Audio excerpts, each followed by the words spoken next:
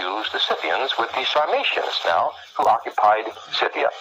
Germanus, being the Latin name for genuine, indicates the Germans were the genuine Scythians. During this time, the Celts were expanding in all directions from Central Europe. Some of the Celts moved into Spain and became known as Ibrius, the Gaelic name for Hebrews. Others poured into Britain to form the bedrock of the British race. Later, the Ibrius moved into Ireland as Scots, and later into northern Britain to establish the nation of Scotland. Their history books also record the Germanic tribes breaking up into many divisions: the Angles, Saxons, Jutes, Danes, and Vikings, to name just a few. Other Germanic tribes later poured into the lands vacated by the Celts and established the Gothic nations, the Vandals, Lombards, Franks, Burgundians, and others. The so-called lost tribes of Israel were really never lost. They only lost their identity as they migrated westward over the centuries from the land of their captivity. And there you have it, my friends. Mr. Cap has given us a visual answer to our question: what happened to the millions of Israelites who were dispersed out of old Canaan land 7 centuries before Christ and who never returned?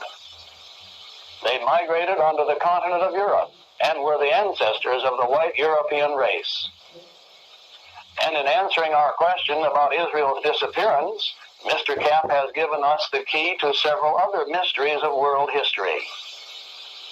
Mr. Cap has revealed to us why it was these European people who became the great nations and who were blessed by God above all other nations, not only with fertile land and abundance from the seas, but with arts, science, literature, inventions, and discovery. God bestowed upon that one race almost every invention and discovery that has improved man's condition and lot upon the earth. Certainly God made these offspring of Abraham a blessing to all the families of the earth. Mr. Cap has answered another question, which is often asked of ministers but seldom answered. Why, of all the people of the earth, has it been only this white Caucasian race, these so-called Gentiles, who have claimed Jesus Christ as their God and who have taken this book as the foundation of their religion? The answer, the truth which is avoided and even denied by the clergy, is simple. These people are the Israelites, the children of Abraham, God's chosen people.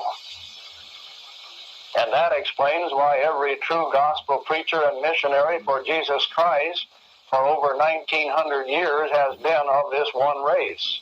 They are dispersed Israel, fulfilling Bible prophecy even while blindness in part is upon them, blindness of their own identity as the chosen of God. Biblical promises and prophecies have become historical facts. In the Old Testament, God had promised to regather divorced Israel unto himself. In Ezekiel 34 we read, "My flock was scattered upon all the face of the earth, and none did search or seek after them. Thus saith the Lord God, Behold, I, even I, will both search my sheep and seek them out." In Luke 19:10 and other places, Jesus made it plain he was the instrument of Israel's return to God.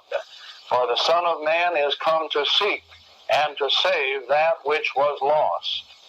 The word lost appears 13 times in the New Testament in relation to Israel. The Greek word means put away and punished. So Jesus was saying in Matthew 15:24, "I am not sent but unto the put away and punished sheep of the house of Israel." In Matthew 10 and verse 6, Jesus instructed his disciples to go to the lost sheep of the house of Israel. In Luke 1, Zacharias the priest, who was John the Baptist's father, said that Jesus came to redeem his people and to perform the mercy promised to the Israel fathers and to remember his holy covenant, the oath which he sware to our father Abraham. Paul, an Israelite, wrote to Israelites in the dispersion in Galatia, as recorded in Galatians 4, "When the fullness of time was come, God sent forth his Son, made of a woman, made under the law, to redeem them that were under the law." Only the Israelites had been under the law. Romans 15 and verse 8 says, Jesus Christ was a minister for the circumcision, for the truth of God, to confirm the promises made unto the fathers.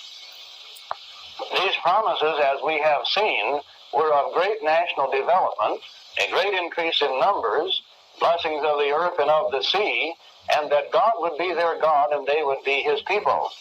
After the death and resurrection of Jesus Christ, his disciples carried the good news to dispersed Israel in Europe, beginning what we now call the Christian era.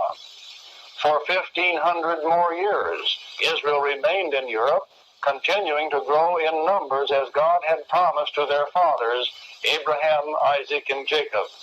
Then God began to give them inventions, one of which was the printing press, which made the Bible available to all of the people, bringing with it the age of enlightenment, the Reformation, and the age of discovery.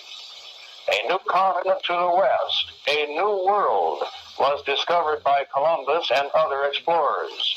Persecution of Christians in Europe began a migration to this new world that began as a trickle and later became a flood.